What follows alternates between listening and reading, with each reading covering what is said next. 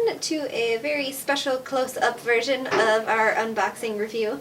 We had an incident with the lens. It's fine. We are here with Jenny once again. She's got our review of Everland. You gotta hold it like in front of your face. And this book was really interesting. It was a steampunk retelling of Peter Pan. And it was set in kind of like an alternate history London where there were these blitz of bombs and attacks.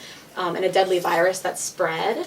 Oh. And this I know it's a little bit... all kinds of stuff going on. All kinds of stuff. A much darker version. The virus killed off all of the adults, for the most part, and all of the girls for the most part. So there are only a few girls left. Convenient. Very convenient. Peter Pan and the Lost Boys are some of the last, like there's some of the kids that are left.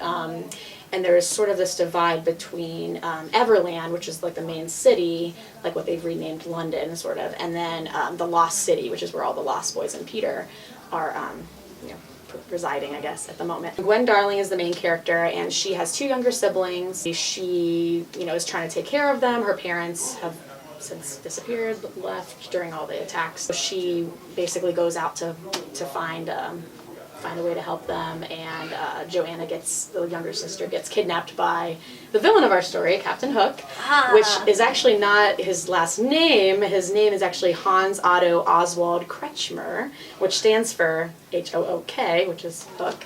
So that's where his name comes from. And this story is told in the villain's perspective and our protagonist's perspective, so it goes back and forth between Gwen's story and Captain Hook's story. So it's kind of an interesting back and forth. She's trying to rescue her sister, and along with the help of the Lost Boys and Peter, essentially kind of figure out what's happening with this deadly virus and how they can cure it. So I won't tell you too much more because I don't want to spoil it. It was really good. I did like the world building of it. I was a little disappointed with Hook's perspective. I felt like it was a little bit, it made him less of a scary villain for me because you got to see more of his personality, which I guess is a good thing, but for me, I was less scared of him than I was as a kid. He was like, not enough. not enough of a villain. I liked the take on like the immortality, and kind of like the Lost Boys' isolation because of this virus. I thought that was a really interesting update. Yeah, I would check it out, especially if you really like the classic Peter Pan. It's a really nice interesting twist on it. Well, thanks, Jenny. Yeah. So, along with this, I have some other steampunk reads for you. Maybe retellings aren't your thing, Peter Pan's not your thing, some other steampunk elements. The first book I want to talk about, I talked about previously, but didn't have with me. Now I do. So this is Leviathan by Scott Westerfeld. It's the first in a trilogy. And basically this is steampunk alternate World War I.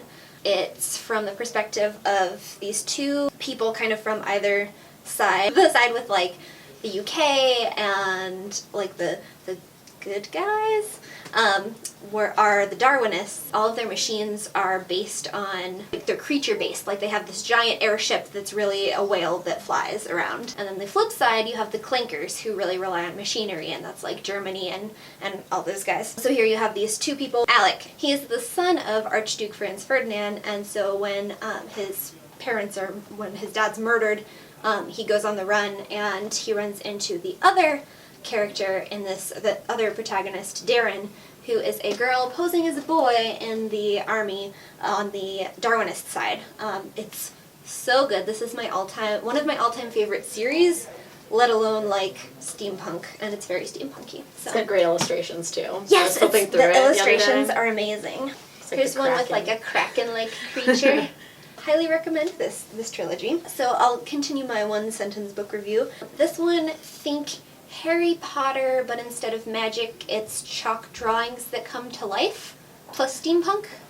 So interesting. Yes. Then we also have, this is the newest in the Etiquette and Espionage series. Finishing school, plus spying, plus vampires, plus werewolves, plus steampunk. And if you like that, by the same author is this series, set in the same world, different characters. So, good read alike.